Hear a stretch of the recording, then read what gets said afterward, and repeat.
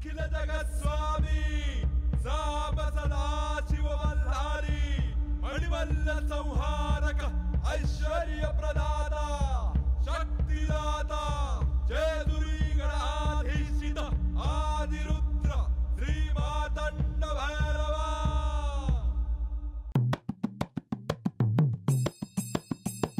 जय देवा जय देवा जय देवा जय देवा जय देवा जय शिव मातंडा।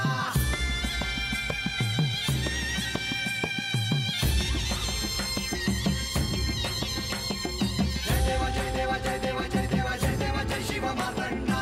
हरिवर्धन मल्हारी तुझी प्रचंडा। अगडदुम नगारा सोन्याची जेजुरी देव गेले जेजुरा निळा घोडा। अगडदुम नगारा सोन्याची जेजुरी देव गेले जेजुरा निळा घोडा। पावमे तोडा कमरी कर पटा मिहिर मस्तकी तुरा। खोबऱ्याचा कुटका भंडाऱ्याचा भडका बोल हंकारा सदानंदाचा येळकोट सदानंदाचा येळकोट। जय देवा जय देवा जय देवा जय देवा जय देवा जय शिव मातंडा। जय देवा जय देवा जय देवा जय देवा जय देवा जय शिव मातंडा। हरिवर्धन मल्हारी तुझी प्रचंडा। जय देवा जय देवा जय देवा जय देवा जय देवा जय शिव मातंडा। हरिवर्धन मल्हारी तुझी प्रचंडा।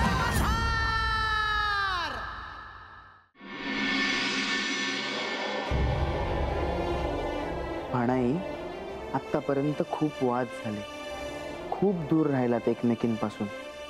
आता हे सगळं संपवून टाका.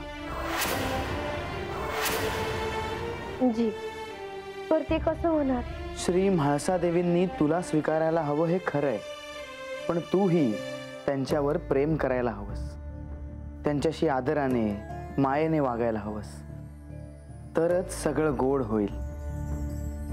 कारण या वादाची परिणिती चांगली होणार नाही. माझ्या हातनं काही चुकलं असेल तर तुम्हीच मला त्याचं प्रायश्चित्त सांगा जी. नाही बाणाई, मी कसं तुला प्रायश्चित्त सांगणार? तू कुठलंही पाप केलेलं नाहीस. प्रेम हा एकमेव मार्ग आहे, हेच माझं म्हणणं आहे. जी मी हे ध्यानात ठेवल जी. मी थोडं स्पष्ट बोललो, पण त्याचा अर्थ तू ध्यानात घेशील. वाईट वाटून घेऊ नकोस. नाही जी. येतो मी. जी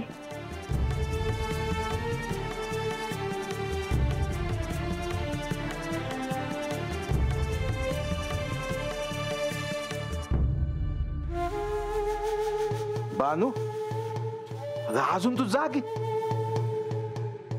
आणि दार उघड कस? कुणी आलं होतं होय? नाही नाही, मग रातच्याला उगाच जागायचं होय? हे आपलं असंच.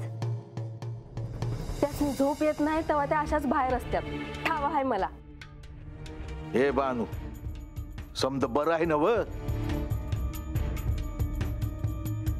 तू माझ्यापासनं काही दडबत नाहीस ना?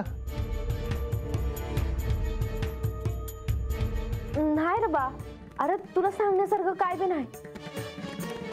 तुम्ही जाऊन पडा ना आतमध्ये, मी हाय होत. आता कसली येते झोप?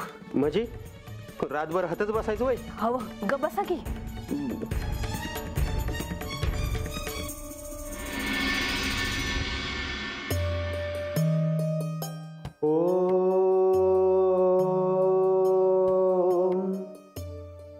अमृत शाश्वत शांतो बाणहस्त प्रतापवान कमंडलूधरो धन्वी वेदांगो वेदविन्मुनिः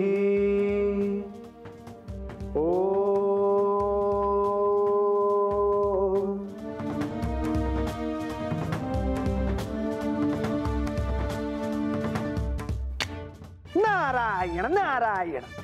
मुनिवर, आज आख्यानाआधी मला काही सांगायचे आहे. सांगा देवी. आख्यानात कार्तिकेय यांचा उल्लेख झाला आणि त्यांनी राजवाड्यात दर्शन दिले. होय. त्यानंतर ते गडावर पुन्हा आले. त्यांचे आदरातिथ्य करण्याची संधी मला मिळाली याचा मला आनंद आहे. म्हाळसेची इच्छा होती म्हणून त्यांची भेट घडली. पण ह्या भेटीमध्ये थेट काही कळेल अशी भावना तिच्या मनात निश्चितच नव्हती. मला केवळ त्यांना भेटण्याची इच्छा होती. आता मला बी ते भेटले होते हे मी आज सांगू का आत्ताच? हे बानू, अगं काय झालं? काय नाही, मला केवळ एवढेच सांगायचे होते. ही तर आनंदाची वार्ता आहे. हा विलक्षण योगायोगच म्हणावा लागेल. मुनिवर, आख्यानाला आरंभ करा. होय देवा.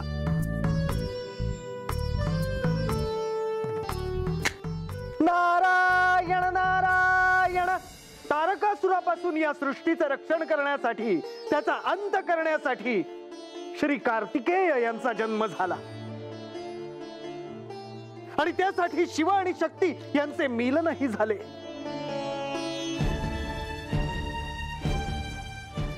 मी तुझ्यावर प्रसन्न आहे गिरिजे.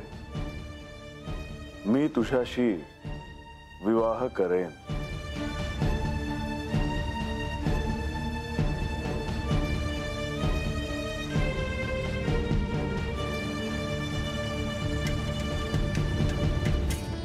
शिव आणि शक्ती यांचे मिलन झाले खरे, परंतु देवी गंगा या मात्र अजूनही स्वर्ग लोकातच होत्या. आणि त्यांना आस होती भूतलावर येण्याची.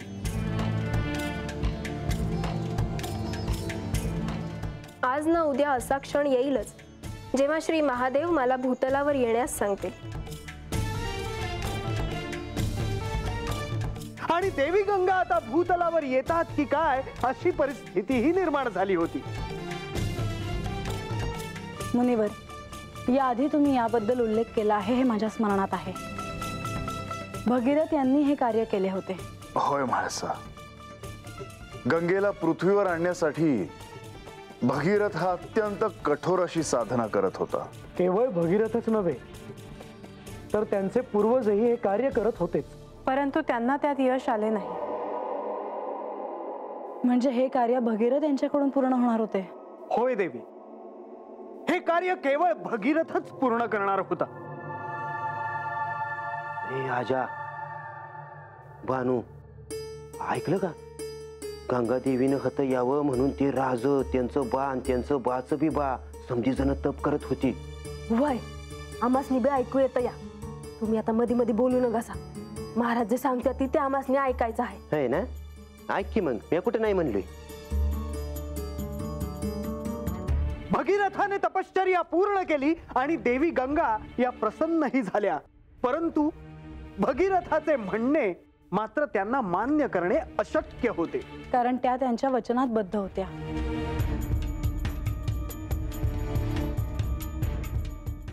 राजन, मी यापूर्वी पण केलं आहे की श्री महादेवांनी माझे आवाहन केल्याशिवाय मी पृथ्वीवर येणार नाही. होय देवी. देवी गंगा यांनी भगीरथाला सांगितले, जर मी या भूतलावर यावं असं तुला वाटत असेल तर श्री महादेवांनी मला आवाहन करायला हवं. देवी गंगा इतक्या हट्टाला पेटल्या असतील असं वाटलं नव्हतं. म्हाळसा,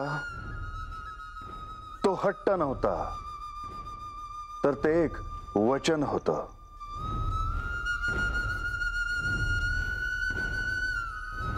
तिने स्वतःलाच दिलेलं आणि तिला तिच्या ह्या वचनातून मुक्त करण्यासाठी मला तिला आवाहन करणं भागच होतं. म्हणजे महाराज देवांपायीच त्यांचा उद्धार होणार होता हे पक्क नव्ह?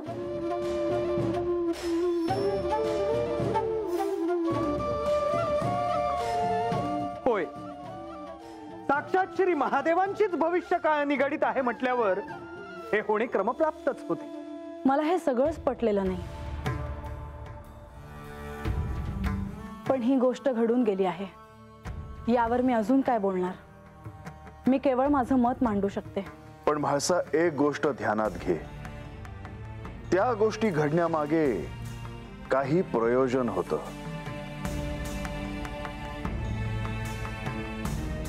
देवी, भगीरथाला आपल्या पूर्वजांना मुक्ती मिळवून द्यायची होती आणि म्हणूनच त्याने या तपश्चर्येला आरंभ केला.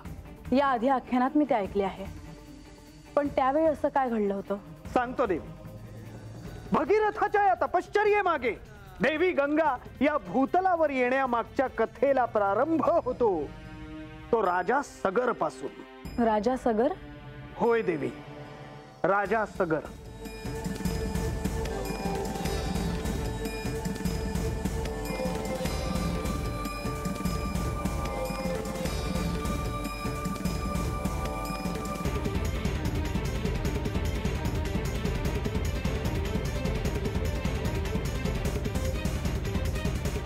प्रणाम मुनिवर. यावे राजा सगर, यावे. राजन, तुम्ही पराक्रमाने बळाने जवळपास सारी पृथ्वी जिंकली आहे. तुम्हाला युद्धात कोणीही हरवू शकत नाही. तुमच्या पूर्वजांची सत्ता तुम्ही परत मिळवली. तरी सुद्धा या दिग्विजय राजाने आज या आश्रमात कसे काय येणे केले? आपण तर सारे जाणता आमच्या पूर्वजांची काय दुरावस्था झाली होती. सूर्यकुलात उत्पन्न झालेल्या साऱ्यांचे आपण गुरु आहात. आपल्याकडूनच आम्हास ज्ञान प्राप्त झाले. गुरुदेव, आपणच आमचे गुरु आहात आणि म्हणूनच आम्ही आपल्याला भेटण्यासाठी इथे आलो आहोत. राजन, तुम्हाला कोणती तरी गोष्ट सदैव अस्वस्थ करत आहे आणि ती आम्ही स्पष्ट बघत आहोत. तुम्ही निसंकोचपणे आमच्याशी बोलावे. गुरुवर्य, आपल्या उपदेशावरूनच मी राज्य चालवत आहे. प्रजेचे पालन करीत आहे. राज्यात सगळे सुरळीत चालू आहे. परंतु माझ्यानंतर हे राज्य कोण चालवणार आणि माझ्या पितरांना मुक्ती कोण देणार याचं मला दुःख आहे. आणि गुरुदेव, म्हणूनच आज मी तुम्हाला भेटायला आलो आहे. राजन, तुमची समस्या आम्हाला कळली आहे. आम्ही तुम्हाला एक वर देतो. तुमच्या दोन्ही राण्यांना पुत्र प्राप्त होईल. एका राणीला एक पुत्र प्राप्त होईल आणि दुसऱ्या राणीला 60,000 पुत्र प्राप्त होतील. गुरुवर्य, मी कृतकृत्य झालो. राजन, तुमच्या राण्यांना कोणता वर हवा असेल तो त्यांनी मागून घ्यावा. होय आचार्य. शुभम भवतु.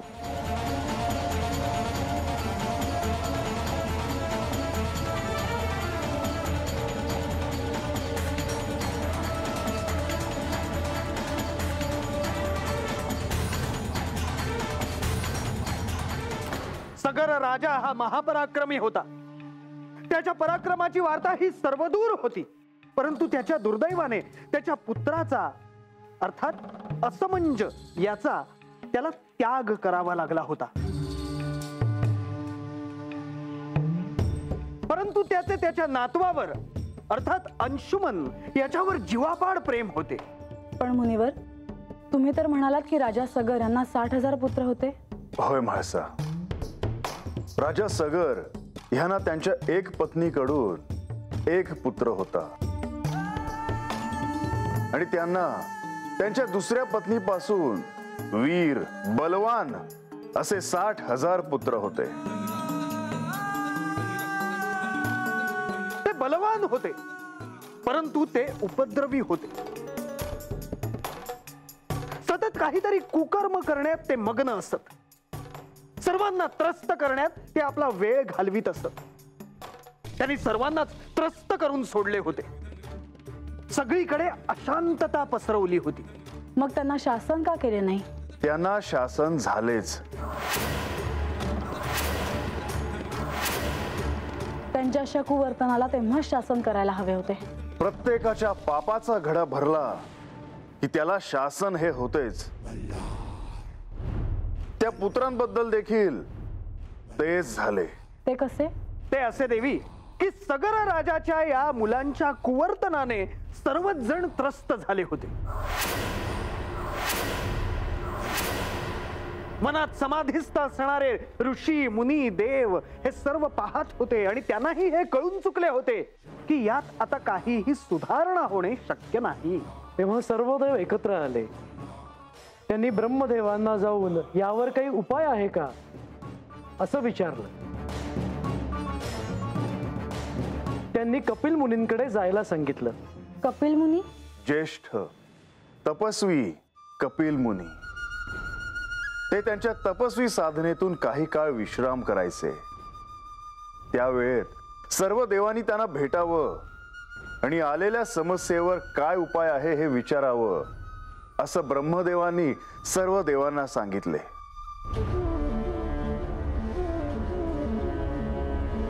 ह्याच्या ऐकलंच ना? आता तुम्ही मध्ये बोलू नका बरं. हा मसले ऐकायचा आहे. नारायण नारायण. कपिल मुनी त्यांच्या आश्रमात असताना देव त्यांची भेट घ्यायला जाणार हे जणू निश्चित झाले.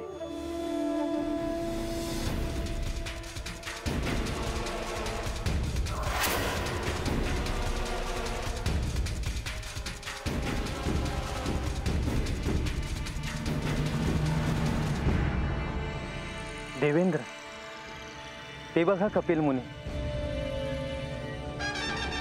देवेंद्र, त्यांनी त्यांच्या साधनेतून काही काळ विश्रांती घेतलेली दिसते आहे. आपल्याला त्वरित त्यांची भेट घ्यायला हवी.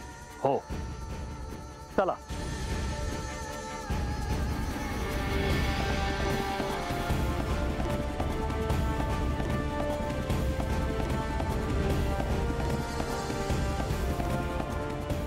प्रणाम मुनिवर.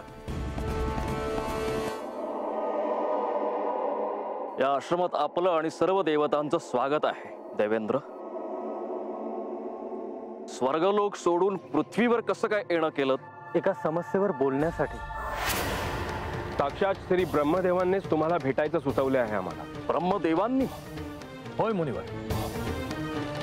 राजा सगर आणि त्याचे 60,000 पुत्र यांच्याबद्दल आपण ऐकले असेलच. केवळ ऐकूनच नाही, त्यांच्या वर्तनाबद्दल जाणून घेतल्यानंतर त्यांच्याबद्दल अधिक क्रोध उत्पन्न झाला आहे. आम्हाला देखील तीच समस्या आहे आणि त्यावर काही उपाययोजना आहे की नाही हे जाणून घेण्यासाठीच आम्ही इथवर आलो आहोत. हे सर्व सगर पुत्र त्यांच्या वर्तणुकीने आणि कर्मानेच नष्ट होणार आहेत आणि त्यासाठी निराळा काही करण्याची आवश्यकता नाही. त्यांच्या विनाशाचा काळ समीप आला आहे. पण मुनिवर, हे कसे शक्य आहे? या सर्व सृष्टीला आपल्या उन्मत्तपणाने वेठीस ठरणाऱ्या या सगर पुत्रांना त्यांच्या कर्माबद्दल मीच त्यांना कठोर शासन करीन.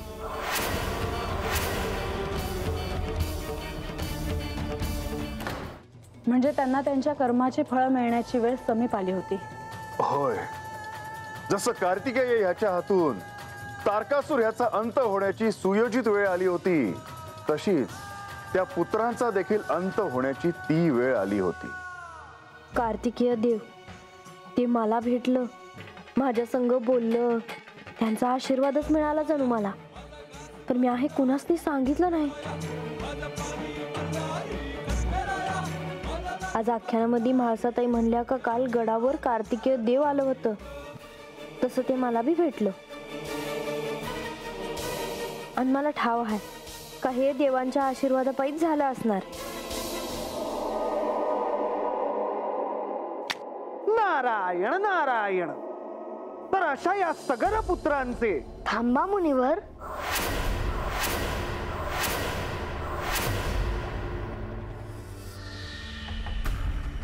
गणेश, काय झालं? देवा, मला असं वाटत आहे की बाणाईला आपल्या सगळ्यांना काहीतरी सांगायचं आहे.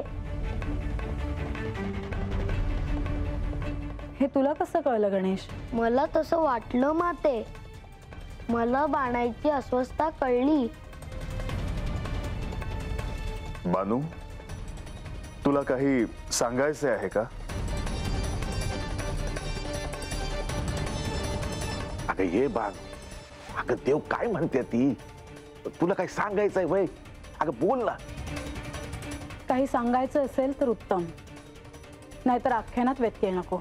बानू, काय आहे तुझ्या मनात? बानू, तुला जे काही सांगायचं आहे ते तू सांगू शकतेस. वय मला बी सांगायचं आहे. आख्यानात म्हाळसाताई म्हणल्या का कालच्याला कार्तिकेय गडावर आले होते. त्यांच्या येण्यानं त्यासनी लय आनंद झाला होता. त्यासनी काय हवं काय न ग ते समद गडावर केलं. त्यांची सेवाच केली जणू. पर कालच्याला मला बी त्यांचं दर्शन झालं जी. काय? वय